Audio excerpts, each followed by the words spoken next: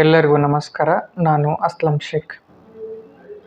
ಆತ್ಮೀಯರೇ, ಇತ್ತೀಚೆಗೆ ನಾವು ಗೂಗಲ್ ಮೀಟ್ ಮೂಲಕ ಸ್ವಾತಂತ್ರ್ಯೋತ್ಸವ ಕವಿಗೋಷ್ಠಿ ಹಾಗೂ ಪ್ರಶಸ್ತಿ ಪ್ರದಾನ ಸಮಾರಂಭವನ್ನು ಆಯೋಜನೆ ಮಾಡಿದ್ವಿ. ಅದು ಅತ್ಯಂತ ಯಶಸ್ವಿಯಾಗಿ ನೆರವೇರಿತು. ಅದರಲ್ಲಿ ನಾವುಗಳು 15 ಸಾಧಕರನ್ನು ಗುರುತಿಸಿ ಅವರಿಗೆ ವಿವಿಧ ಕ್ಷೇತ್ರಗಳಲ್ಲಿ ಸಾಧನೆ ಮಾಡಿದ್ದಕ್ಕಾಗಿ ಪ್ರಶಸ್ತಿಗಳನ್ನು ಕೊಟ್ಟು ಗೌರವವನ್ನು ನೀಡಿದ್ವಿ. ಅದರಲ್ಲಿ ಬಹಳ ಪ್ರಮುಖರಾದಂಥ ಒಬ್ಬ ಸಾಧಕರನ್ನು ಗುರುತಿಸಿ ಅವರಿಗೆ ಒಂದು ಕರುನಾಡು ಸಾಧಕ ರತ್ನ ಅನ್ನುವಂಥ ಪ್ರಶಸ್ತಿಯನ್ನು ಸಮರ್ಪಣೆ ಮಾಡಿದ್ವಿ. ನಮ್ಮ ಗುರುಗಳು, ಮಾಜಿ ಕೃಷಿ ಅಧಿಕಾರಿಗಳು ಶ್ರೀ ಬಸವರಾಜ್ ಬಿರಾದಾರ್ ಅವರು. ತಾವೆಲ್ಲ ಗಮನಿಸ್ತಾ ಇದ್ದೀರಿ, ಅವರು ಕಳೆದ ಒಂದು 5-6 ವರ್ಷಗಳಿಂದ ನಂದಿ ಕೂಗು ಅಭಿಯಾನವನ್ನು, ಮಣ್ಣು ಉಳಿಸಿ ಅಭಿಯಾನವನ್ನು, ಜೋಡೆತ್ತಿನ ಕೃಷಿಕರಿಗೆ ಒಂದಿಷ್ಟು ಸರ್ಕಾರದಿಂದ ಸವಲತ್ತುಗಳನ್ನು ಕೊಡಿಸುವಂಥ ಪ್ರಯತ್ನಗಳನ್ನು ಮಾಡ್ತಾ ಇದ್ದಾರೆ. ಅದರ ಒಂದು ಭಾಗವಾಗಿ ಇವತ್ತು ಶ್ರೀ ಬಸವರಾಜ್ ಬಿರಾದಾರ್ ಅವರ ನೇತೃತ್ವದಲ್ಲಿ ವಿಜಯಪುರದಿಂದ ಬೆಂಗಳೂರಿನವರೆಗೆ ಪಾದಯಾತ್ರೆ ನಡೀತಾ ಇದೆ. ಆ ಪಾದಯಾತ್ರೆ ಯಾವ ವಿಷಯವಾಗಿ ಅಂತಂದರೆ, ನಂದಿ ಕೂಗು, ನಂದಿ ಕೃಷಿ ಪದ್ಧತಿ, ಜೋಡೆತ್ತಿನ ಕೃಷಿ ಪದ್ಧತಿಯನ್ನು ಇನ್ನೊಂದಿಷ್ಟು ಪುನರುಜ್ಜೀವನಗೊಳಿಸಲು. ಯಾಕೆಂತಂದರೆ ಕ್ರಮೇಣ ನಮ್ಮಲ್ಲಿ ಜೋಡೆತ್ತಿನ ಕೃಷಿ ಪದ್ಧತಿ ಮಾಯವಾಗ್ತಾ ಇದೆ. ಹಳ್ಳಿಗಳಲ್ಲಿ ಎಲ್ಲೆಲ್ಲೋ ಒಂದೊಂದು ಕಡೆ ನೋಡ್ತಾ ಇದ್ದೀವಿ. ಎಲ್ಲ ರೈತರಲ್ಲಿ ಈಗ ಸಾಕಷ್ಟು ಟ್ರ್ಯಾಕ್ಟರ್ ಪದ್ಧತಿ ಇದೆ, ಆಮೇಲೆ ಮಷಿನರಿ ಪದ್ಧತಿ ಇವತ್ತು ಅಳವಡಿಕೆಯಾಗಿದೆ ಕೃಷಿಯಲ್ಲಿ. ಹೀಗಾಗಿ ಜೋಡೆತ್ತಿನ ಕೃಷಿ ಪದ್ಧತಿ ಮಾಯವಾಗ್ತಾ ಇದೆ. ಜೋಡೆತ್ತಿನ ಕೃಷಿ ಪದ್ಧತಿ ಮಾಯವಾಗ್ತಾ ಇರೋದ್ರಿಂದ, ಈ ರಾಸಾಯನಿಕಗಳಿಂದ ನಾವು ಉತ್ಪನ್ನಗಳನ್ನು ಪಡೆಯುತ್ತಿರುವುದರಿಂದ ನಮ್ಮ ಆರೋಗ್ಯದ ಮೇಲೆ ದುಷ್ಪರಿಣಾಮವೂ ಅಷ್ಟೇ ಬೀರ್ತಾ ಇದೆ. ಒಂದು ವೇಳೆ ನಾವು ಜೋಡೆತ್ತಿನ ಕೃಷಿಗೆ, ಸಾವಯವ ಕೃಷಿ ಪದ್ಧತಿಗೆ ಉತ್ತೇಜನವನ್ನು ನೀಡಿದರೆ, ಸರ್ಕಾರ ಇದಕ್ಕೇನಾದರೂ ಒಂದಿಷ್ಟು ಬೆಂಬಲವಾಗಿ ನಿಂತರೆ ನಮ್ಮ ಒಂದು ಕೃಷಿ ಪದ್ಧತಿ ಬದಲಾವಣೆಯಾಗುತ್ತೆ. ಆ ಬದಲಾವಣೆಯ ದೃಷ್ಟಿಯಿಂದ, ಆ ಕೃಷಿ ಪದ್ಧತಿಯಲ್ಲಿ ಬದಲಾವಣೆ ತರುವಂಥ ದೃಷ್ಟಿಯಿಂದ ಇವತ್ತು ಬಸವರಾಜ ಬಿರಾದಾರ್ ಗುರುಗಳು ಒಂದು ಅಭಿಯಾನವನ್ನು ಪ್ರಾರಂಭ ಮಾಡಿದ್ದಾರೆ. ಪಾದಯಾತ್ರೆಯನ್ನು ಪ್ರಾರಂಭ ಮಾಡಿದ್ದಾರೆ. ಪಾದಯಾತ್ರೆ ಶುರುವಾಗುತ್ತೆ. ಆ ಒಂದು ಪಾದಯಾತ್ರೆಯಲ್ಲಿ ಕರ್ನಾಟಕದ, ಅಂದರೆ ವಿಶೇಷವಾಗಿ ಉತ್ತರ ಕರ್ನಾಟಕದ ಸಾಕಷ್ಟು ರೈತರು ಆ ಒಂದು ಅಭಿಯಾನದಲ್ಲಿ ಪಾಲ್ಗೊಳ್ಳಬೇಕು. ಶ್ರೀ ಬಸವರಾಜ್ ಬಿರಾದಾರ್ ಅವರ ನೇತೃತ್ವದಲ್ಲಿ ನಡೆಯುತ್ತಿರುವಂಥ ಪಾದಯಾತ್ರೆಯಲ್ಲಿ ಪ್ರತಿಯೊಬ್ಬರೂ ಕೂಡ ಅದರಲ್ಲಿ ಭಾಗಿಯಾಗಿ ನಂದಿ ಕೃಷಿ ಅಭಿಯಾನ ಅಥವಾ ಜೋಡೆತ್ತಿನ ಕೃಷಿ ಅಭಿಯಾನದಲ್ಲಿ ತಾವೆಲ್ಲ ಪಾಲ್ಗೊಳ್ಳಬೇಕು.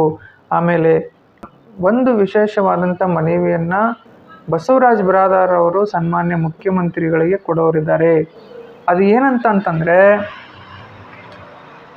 ಜೋಡೆತ್ತಿನಿಂದ ಕೃಷಿ ಮಾಡ್ತಾ ಇರುವಂತಹ ಪ್ರತಿಯೊಬ್ಬ ರೈತರಿಗೂ ಕೂಡ ಮಾಸಿಕ 11,000 ಸಹಾಯಧನ ಕೊಡಬೇಕು. ಯಾಕೆ ಕೊಡಬೇಕು ಅಂತಂದರೆ, ತೀವ್ರವಾಗಿ ಬರಗಾಲ ಬರುತ್ತೆ, ಆಮೇಲೆ ಒಮ್ಮೊಮ್ಮೆ ತೀವ್ರವಾಗಿ ಪ್ರವಾಹ ಬರುತ್ತೆ. ಆ ಒಂದು ವೇಳೆಯಲ್ಲಿ ಎತ್ತುಗಳನ್ನು ಸಾಕಲು ಭಾಳಷ್ಟು ಕಷ್ಟಗಳನ್ನು ಅನುಭವಿಸಬೇಕಾಗುತ್ತೆ.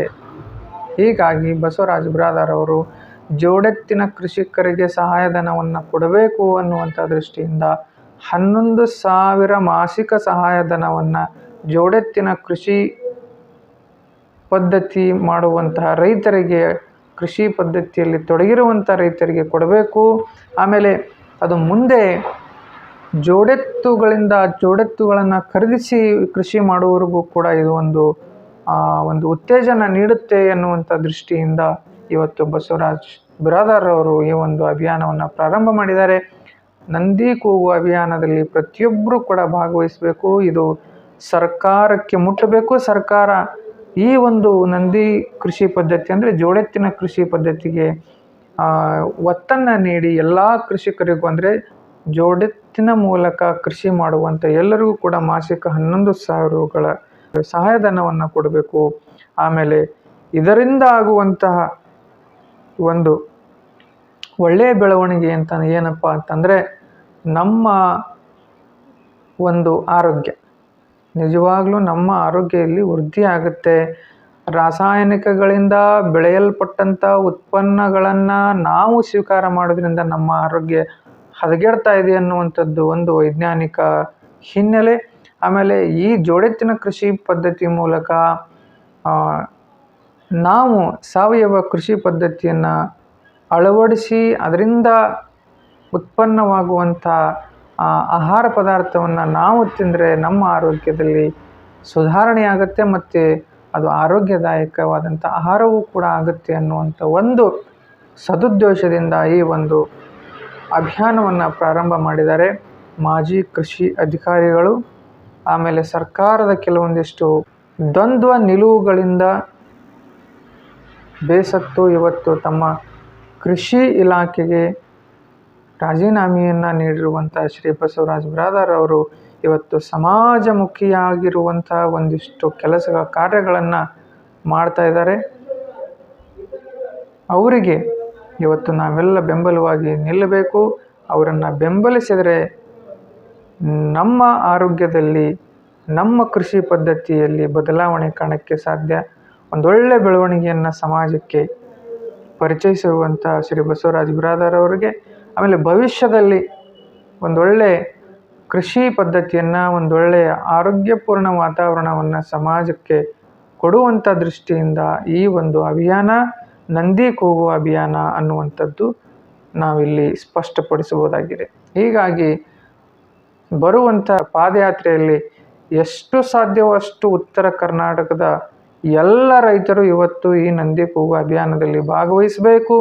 ಆಮೇಲೆ ಮಾಸಿಕ 11,000 ರೂಪಾಯಿಗಳನ್ನು ಜೋಡೆತ್ತಿನ ಕೃಷಿಕರಿಗೆ ಸರ್ಕಾರ ನೀಡಬೇಕು ಅನ್ನುವಂಥ ಒತ್ತಾಸೆಯೊಂದಿಗೆ ಈ ಒಂದು ಅಭಿಯಾನದ ಪರಿಕಲ್ಪನೆಯಾಗಿದೆ. ಆಮೇಲೆ ಸರ್ಕಾರವು ಕೂಡ ಸನ್ಮಾನ್ಯ ಶ್ರೀ ಸಿದ್ದರಾಮಯ್ಯನವರು ಮತ್ತು ಕೃಷಿ ಸಚಿವರಿಗೆ ಈ ಮೂಲಕ ಮನವಿ ಮಾಡೋದೇನಪ್ಪ ಅಂತಂದರೆ, ಇವತ್ತು ನಂದಿ ಕೃಷಿಗೆ ಅಥವಾ ಜೋಡೆತ್ತಿನ ಕೃಷಿ ಪದ್ಧತಿಗೆ ತಾವು ಕೂಡ ಒಂದಿಷ್ಟು ಪ್ರೋತ್ಸಾಹವನ್ನು ನೀಡಬೇಕು. ಇದರಿಂದ ನಮ್ಮ ಒಂದು ಕರ್ನಾಟಕದ ಕೃಷಿ ಪದ್ಧತಿಯಲ್ಲಿ ಬದಲಾವಣೆ ಕಾಣಲು ಸಾಧ್ಯ ಅನ್ನುವಂಥ ಮಾತನ್ನು ಇಲ್ಲಿ ಸರ್ಕಾರಕ್ಕೂ ನಾನು ಮನವಿಯನ್ನು ಮಾಡಿಕೊಳ್ತಾ ಇದ್ದೇನೆ. ಈ ಎಲ್ಲ ಸಂದೇಶವನ್ನು ಎಲ್ಲರಿಗೂ ಕಳಿಸಿ, ಆಮೇಲೆ ಬರುವಂಥ ಪಾದಯಾತ್ರೆಯಲ್ಲಿ ಎಲ್ಲರೂ ಕೂಡ ಪಾಲ್ಗೊಳ್ಳಿ ಅನ್ನುವಂಥ ಮಾತನ್ನು ಇಲ್ಲಿ ಹೇಳ್ತಾ ನನ್ನೆರಡು ಮಾತುಗಳನ್ನು ಇಲ್ಲಿ ಮುಗಿಸ್ತಾ ಇದ್ದೇನೆ. ನಾನು ಅಸ್ಲಂ ಶೇಖ್ ನರ್ಸಲ್ಗಿ, ಜಿಲ್ಲಾಧ್ಯಕ್ಷ, ಕರುನಾಡು ಸಾಹಿತ್ಯ ಪರಿಷತ್ತು, ವಿಜಯಪುರ. ನಮಸ್ಕಾರ.